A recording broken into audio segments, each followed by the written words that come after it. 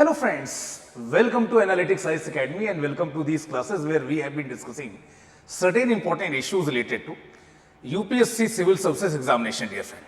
और देखिए आज एक बहुत ही इंपॉर्टेंट इंफॉर्मेशन के साथ आपके सामने हाजिर हो दोस्तों। यूपीएससी ने ईपीएफओ से रिलेटेड एक इंडिकेटिव एडवर्टाइजमेंट रिलीज किया है दोस्तों।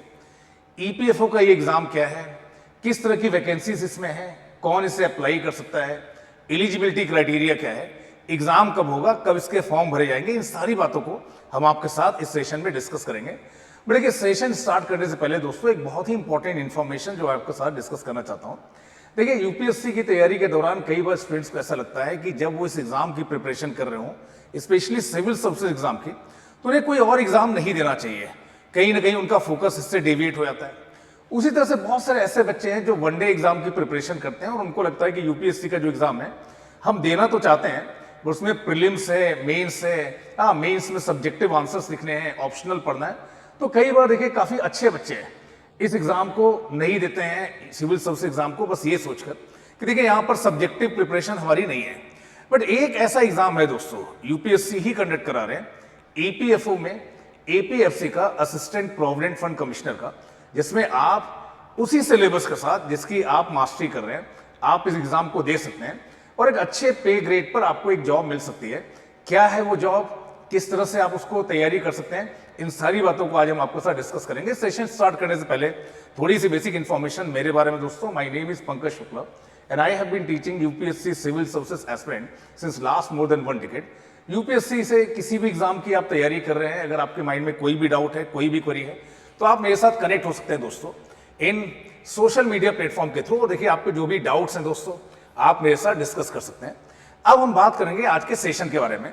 और देखिए यहां पर मैंने बताने की कोशिश की है कि यूपीएससी ईपीएफओ 2025 को लेकर एक इंडिकेटिव एडवर्टाइजमेंट, एक शॉर्ट एडवर्टाइजमेंट आप समझ सकते हैं, इसमें यूपीएससी ये बता रहे हैं कि ऐसी वैकेंसीज आ रही हैं जिसको यूपीएससी ने रिलीज किया है।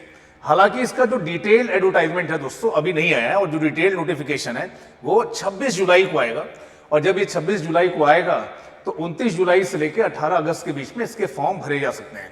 टोटल 230 वैकेंसीज की यहां पर बात हो रही है, जिसमें से 74 जो वैकेंसीज हैं वो असिस्टेंट प्रोविडेंट फंड कमिश्नर की है और 156 जो वैकेंसीज हैं वो इन्फोर्समेंट ऑफिसर और ऑडिट ऑफिसर की है दोस्तों। अब कौन इन एग्जाम को दे सकते हैं और कैसा ये एग्जाम है, इन सारी बातों को हम आपके साथ डिस्कस करेंगे। यहां पर इसी बात को मैंने फिर से बताया कि इन्फोर्समेंट ऑफिसर या अकाउंट ऑफिसर की 156 वैकेंसीज हैं और असिस्टेंट प्रोविडेंट फंड कमिश्नर की 74 वैकेंसीज हैं। जिनके माइंड में थोड़ा भी डाउट है दोस्तों कि ये एग्जाम हमें देना चाहिए नहीं देना चाहिए, तो देखिए लेवल 8 के 7 पे कमीशन के हिसाब से अगर आप देखें तो लेवल 8 की सैलरी यहां पर आपको मिलेगी और 7 पे कमीशन के हिसाब से देखें तो लेवल 10 की आपको सैलरी मिलेगी असिस्टेंट प्रोविडेंट फंड कमिश्नर में। व्हाइट कॉलर जॉब है, ऑफिस की जॉब है, आप इसे दे सकते हैं। तो देखिए चाहे आप मेल एस्पिरेंट हो चाहे फीमेल एस्पिरेंट हो, किसी भी क्षेत्र से हैं आपको बस एक ग्रेजुएट होना चाहिए दोस्तों। एपीएफसी के केस में ये जो एज क्राइटेरिया है वो 35 ईयर है दोस्तों और एओ के केस में, ईओ के केस में ये जो एज का क्राइटेरिया है वो अप टू 30 ईयर है दोस्तों। उस हिसाब से आप एग्जाम को दे सकते हैं।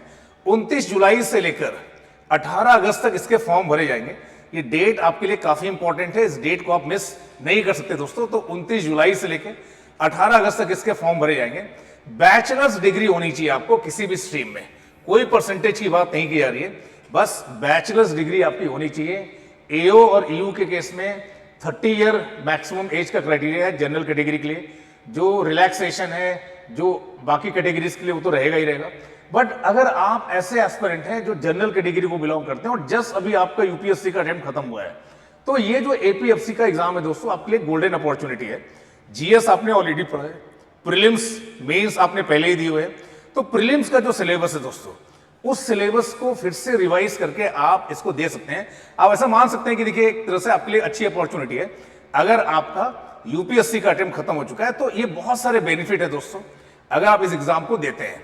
बट जब बात करते हैं इस एग्जाम में और यूपीएससी के एग्जाम में क्या सिमिलरिटीज और क्या डिफरेंसेस हैं, तो बहुत सारी सिमिलरिटीज हैं दोस्तों।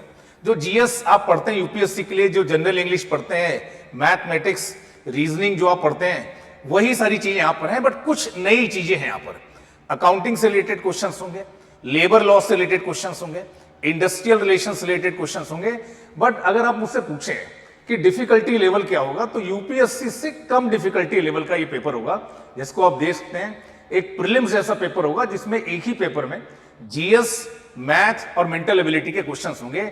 ओवरऑल देखिए जो ब्रॉड सिलेबस है वो ये है, पूरी हिस्ट्री आपको नहीं पढ़नी है, इंडियन फ्रीडम स्ट्रगल आपको पढ़ना है, इंडियन पॉलिटी इकोनॉमी ऑलरेडी आप पढ़ते ही हैं जब भी आप जीएस से रिलेटेड किसी एग्जाम की तैयारी करते हैं, जनरल इंग्लिश है, कुछ नई चीजें हैं जैसे इंडस्ट्रियल रिलेशन और labour laws, social security in India, ये कुछ नई चीजें हैं, जनरल अकाउंटिंग प्रिंसिपल जो आपने शायद अभी तक नहीं पढ़ी होगी।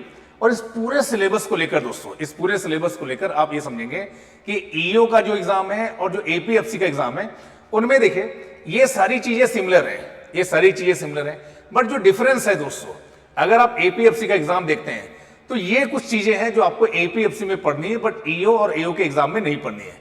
इस पूरे सिलेबस को लेकर दोस्तों हमने एक प्रोग्राम आपके लिए तैयार किया है एनालिटिक्स आईएएस एकेडमी के प्लेटफॉर्म पर दोस्तों, और 10 अगस्त से हम इस प्रोग्राम को लॉन्च करने वाले दोस्तों, ऑफलाइन मोड में भी और ऑनलाइन मोड में भी ये प्रोग्राम हम आपके साथ लॉन्च करेंगे। देखिए एक्सपेक्टेड जो डेट है एग्जामिनेशन की वो नवंबर के लास्ट में 60 to 65 डेज में डेली 3 आवर्स की क्लासेस होंगी दोस्तों। इसमें इस पूरे सिलेबस को हम आपके साथ कवर करेंगे। उसके बाद आपका टेस्ट सीरीज होगा, इवैल्यूएशन होगा, इंडिविजुअल मेंटरशिप भी आपको अवेलेबल कराई जाएगी। तो अगर आप इस कोर्स को लेकर इंटरेस्टेड हैं, अगर आप इस ईपीएफओ के एग्जाम को इस बार क्रैक करना चाहते हैं तो दिए हुए नंबर पर आप कॉल कर सकते हैं और अपनी जो भी क्वेरीज, आपकी जो भी डाउट हैं उन्हें रिजॉल्व कर सकते हैं दोस्तों। देर न करें, एक अच्छा चांस है जिसमें आप एक अच्छे एग्जाम की तैयारी कर सकते हैं कम समय में दोस्तों। तो thank you to all for joining me and for staying with me.